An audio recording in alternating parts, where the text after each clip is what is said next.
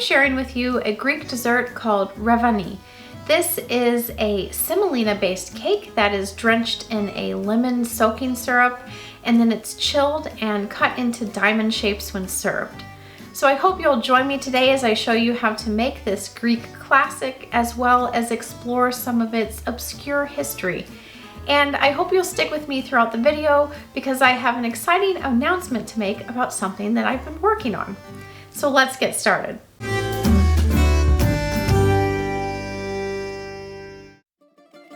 To begin, we're going to start with the soaking syrup because it needs to be cool before you pour it onto the cake. To a medium-sized pot, add 600 grams or 3 cups of sugar and 600 milliliters or 2.5 cups of water.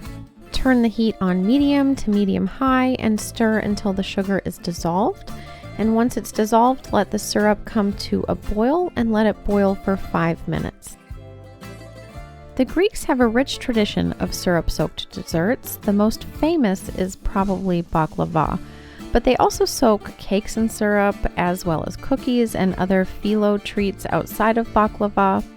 If you remember from last Christmas, I shared a Greek syrup cookie called melomakarona, and those are cookies dipped in an orange flavored syrup. So I'll link that below if you're interested in trying out that recipe as well.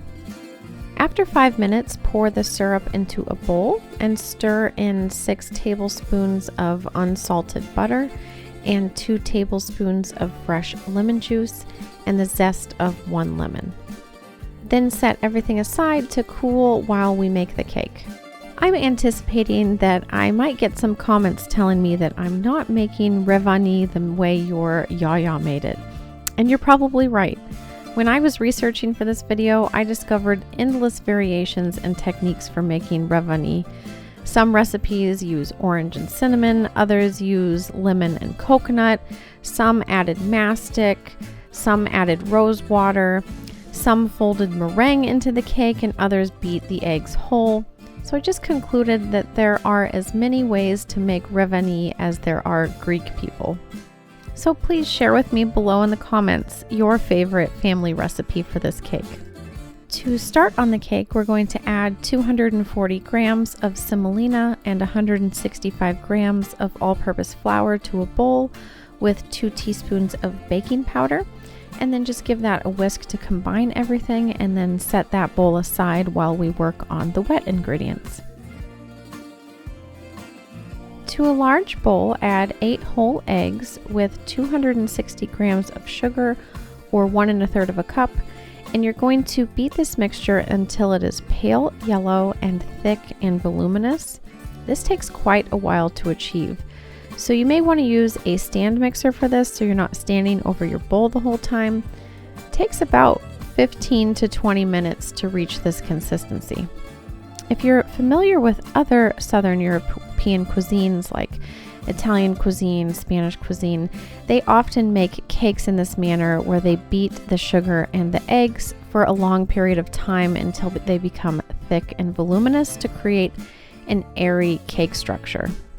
If you've ever had an Italian sponge cake called pan di Spagna, this is made in a similar way. And while I'm beating the eggs, I just want to tell you about a new thing that I've started. I have started an email newsletter that I'm going to be sending out once a month. And you'll get a newsletter once a month going more into depth about a European culinary topic. Here on the screen, you'll see August newsletter, which is all about plums and how they're used throughout the different European countries. And I even give you a bonus recipe at the end that's not already on the channel. So I hope you'll sign up. The link is in the description box below the video, and it is completely free to sign up for the monthly email newsletter.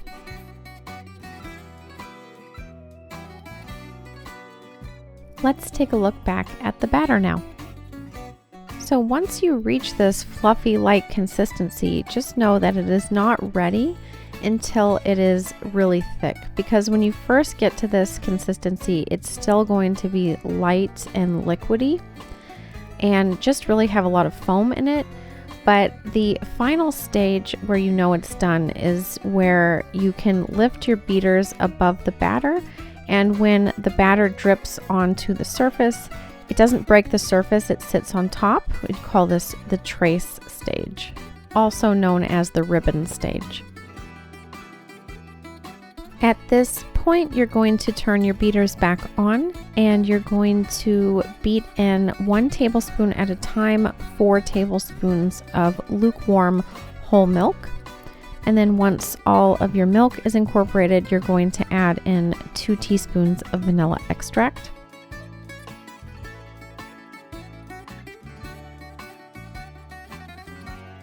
Then you're going to sift in the dry ingredients a little bit at a time, and you're going to very gently fold in the dry ingredients, being very careful not to deflate those voluminous eggs that you worked so hard on. And I started out using a balloon whisk for this, but felt like it didn't work well because the semolina kept clumping and getting stuck in it. So I actually switched to just using one of the beaters on my electric mixer and felt like that worked really well because it had large enough gaps for the batter to fall through. And I just did that ever so gently to make sure that I kept the volume but made sure to get rid of the dry streaks throughout the batter.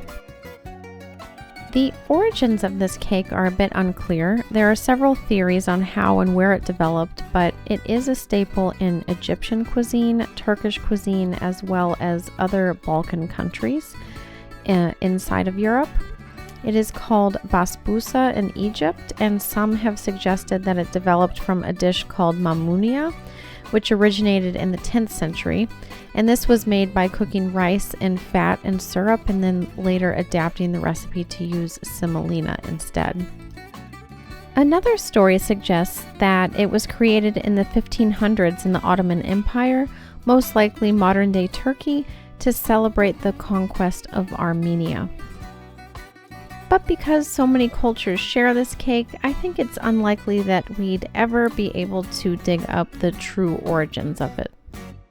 But if you enjoy food history deep dives, you should check out Ben's channel, History in Taberna, where he does thorough as well as comical deep dives into food history. I'll link his channel below.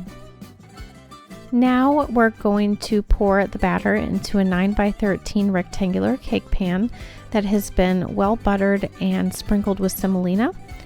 And then you're going to smooth the top so that it's even. And I felt like there were a lot of air pockets in my batter, so for cakes like this where you want to keep as much volume as possible, I like to take a toothpick and swirl it through the batter to release any large pockets of air, but to still keep the volume of the cake. If you're enjoying this video so far and you've learned something, please hit the like button and consider subscribing if you haven't done so already. I make weekly videos sharing a recipe from a different European country each week, and I usually share the recipe with a side of history and culture. So if that's something that you enjoy, I hope you'll stick around for more videos like this one. Now you're going to bake the cake at 350 degrees Fahrenheit, 180 degrees Celsius for 30 to 35 minutes or until golden brown and it pulls away from the sides of the pan. After removing the cake from the oven, set it on a cooling rack, but you're not going to let it cool down. You're going to re-stir the syrup that has cooled down, and then you're going to pour it over the top of the hot cake. And the rule of thumb here with syrup desserts is one of them has to be hot. So if your cake is hot, your syrup has to be cool, not cold, but room temperature. And if your syrup is hot, then your cake needs to be cool. But I have heard that doing it where the cake is hot helps it to absorb the most liquid. And I did notice as I poured this over that it really just absorbed it like a sponge. And I was surprised that I was able to get this much liquid into the cake, but I did pour it all over and it soaked it all up completely. So then after you do this, you're going to place the cake in the refrigerator and let it chill before you slice it. And this is traditionally served chilled. Once the cake has completely cooled down in the refrigerator and is chilled through, you're going to cut into it and decorate it. Traditionally, this is served in diamond shapes, so you're going to cut diagonally in one direction and then flip the pan around and cut diagonally in the opposite direction to create diamond shapes.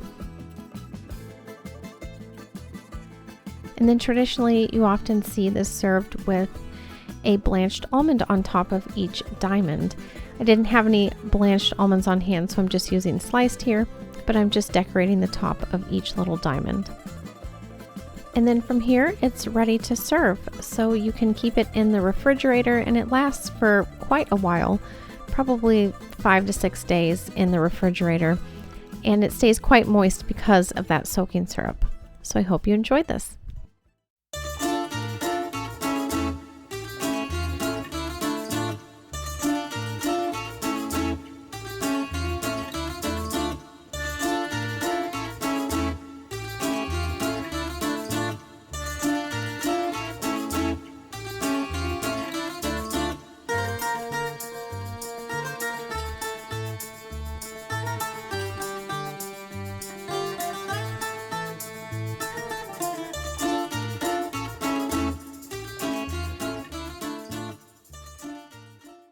I was pretty skeptical that a cake could absorb that much syrup, but it really did. So let's give this a try.